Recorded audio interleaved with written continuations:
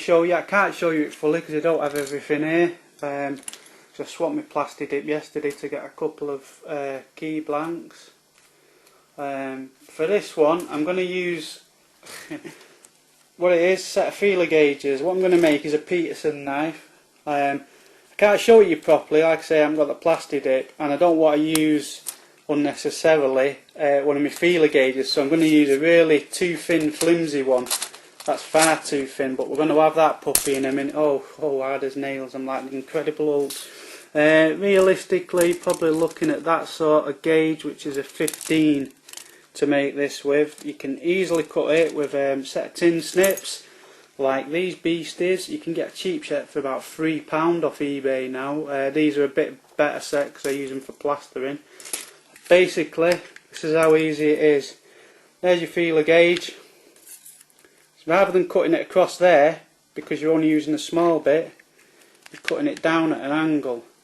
Right? It's hard with this because this is even more flimsy than the other stuff. I think we might sack this and use the proper one in a minute. But oh yeah, nipping it like that's not so bad. So basically you're cutting it down in a line. It's just as easy with the other one, if not easier. Right, so you've cut that into a strip like that. Yeah. Then what you do, the most important thing, really expensive bit of kit to make it, a lolly stick. Check that that is within the lolly stick. That's a bit close for me. I don't like it being that close, so we're just going to take a little bit. God, this stuff's proper flimsy. Let's just trim a little bit off.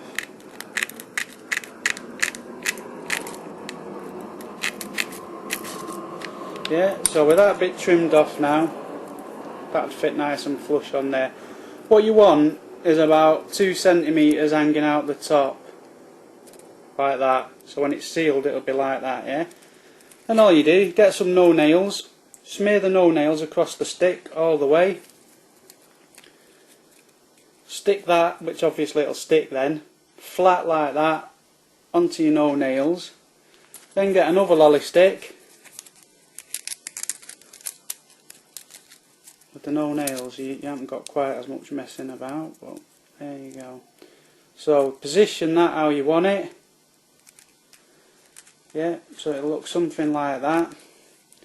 And then you just push the two together. What I do, I use a couple of house pegs just to leave it clipped overnight so it's nice and tight. Some people I've seen stick it in a vise just for 24 hours and then that is a solid piece.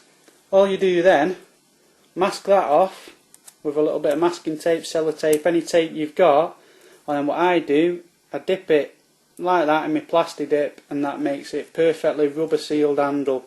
If you haven't got plastic dip you can use that electrician's tape, you know, the heat shrink stuff to give it a professional finish.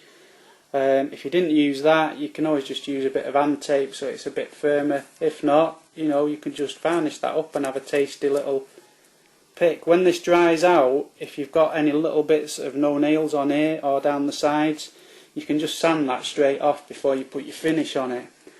When you put your finish on it, that's what mine looks like. That's just a homemade Peterson pick, exactly how you've just seen it made there, but it's been one dip in plastic dip. That's now a non-slip rubber handle, ready to decode some kind of combination lock. Really easy to do. What does it cost? You probably find the lolly sticks on the floor. Feeler gauge costs £1 for a full thing in one of these pound shops and you're using one blade that's useless. That's it. Peterson knife, great for picking combination locks. Probably costs 5p to make.